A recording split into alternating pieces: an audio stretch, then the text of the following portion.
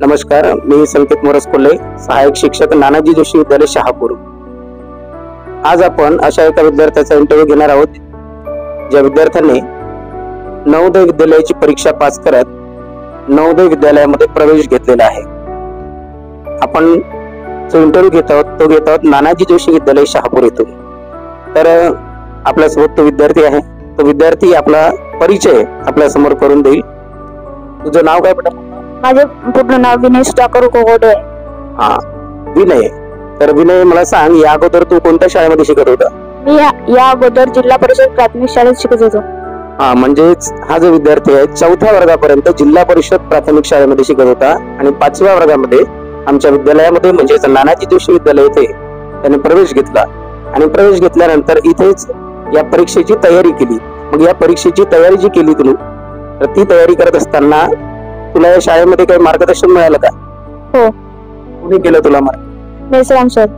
Meshram sir. म्हणजेच नानाजी जोशी विद्यालय दरवर्षी नवोदय, स्कॉलरशिप तसेच वेगवेगळ्या स्पर्धा परीक्षांकरिता तयारी करून घेते आणि विद्यार्थ्यांची त्या पद्धतीची तयारी करून घेते की त्यामध्ये विद्यार्थी निश्चितच सिलेक्ट होतो। हा विद्यार्थी जिल्हा परिषद शाळेमधून या ठिकाणी आला नानाजी जोशी विद्यालयामध्ये आणि याचं सिलेक्शन नवोदय विद्यालय पाचगाव, भंडारा जिल्हा येथे झालेला आहे। तुला या शाळेमध्ये प्रवेश घ्यावा याबद्दल कोणी मार्गदर्शन केले? याबद्दल माझे पूर्वीचे क्लास टीचरने घेतले वर्ग। म्हणजेच जिल्हा परिषद शाळेतील जे शिक्षक होते, यांचे मुख्याध्यापक जे होते, त्यांनी याला मार्गदर्शन केलं की तू जर नानाजी जोशी विद्यालयामध्ये प्रवेश केला तर तुला समोर चांगलं मार्गदर्शन मिळेल आणि नवोदय सारख्या विद्यालयामध्ये सुद्धा तू प्रवेश घेऊ शकतो। मग कोण होतं त्या सरांचं नाव काय होतं बेटा? गदिराम खंडाते। गदिराम खंडाते सर। त्यांचं सुद्धा मी धन्यवाद करू इच्छितो की त्यांनी आमच्या विद्यालयामध्ये असा होतकरू विद्यार्थी जो आहे त्या विद्यार्थ्याचा प्रवेश करून घेतला, ज्यामुळे आम्ही त्याच्याकडून तशा प्रकारची तयारी करून घेतली। तर तू नवोदय विद्यालयामध्ये आता प्रवेश घेतला तर तुझ्या काय इच्छा आहेत? समोर काय बनायचं आहे किंवा नवोदय विद्यालयामध्ये जायची तुझी इच्छा आहे? हो। हा, तर नवोदय विद्यालयाबद्दल तुला याबद्दल माहिती या अगोदर कोणी सांगितलेली आहे?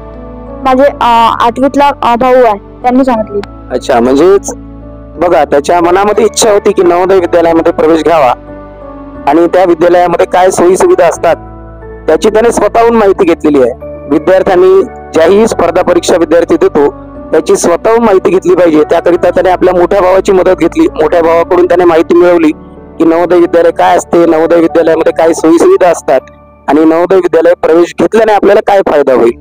म्हणजेच त्याने स्वतःहून प्रयत्न करून त्या परीक्षेची तयारी केली। मग तुला भविष्यात काय बनावेसे वाटते? मला भविष्यात चांगली नोकरी मिळावी। चांगली नोकरी। आता चांगली नोकरीमध्ये तू वेगवेगळ्या प्रकारचं निरीक्षण करतोस। आपल्या आसपास नोकरी म्हटलं तर भरपूर नोकरी आहेत। डॉक्टर, इंजिनियर, IAS आहे की नाही, वेगवेगळे अधिकारी असतात। कोणी बिझनेसमॅनही बनतो। आता नोकरीच हा पर्याय नाही तर बिझनेसमॅन सुद्धा बनतो। तर तुला यापैकी कोणतं पर्याय निवडायला आवडेल? पोलीस। म्हणजेच बघा, त्याची इच्छा आहे की पोलीस या डिपार्टमेंट मध्ये काम करावं आणि त्या पोलीस डिपार्टमेंट मध्ये काम करून देशाची सेवा करावी। मग हेच डिपार्टमेंट तुला काय आवडतं? माझे बडे पप्पा बी ते पोलीस मध्ये होते, त्यांनी चांगले काम केलं।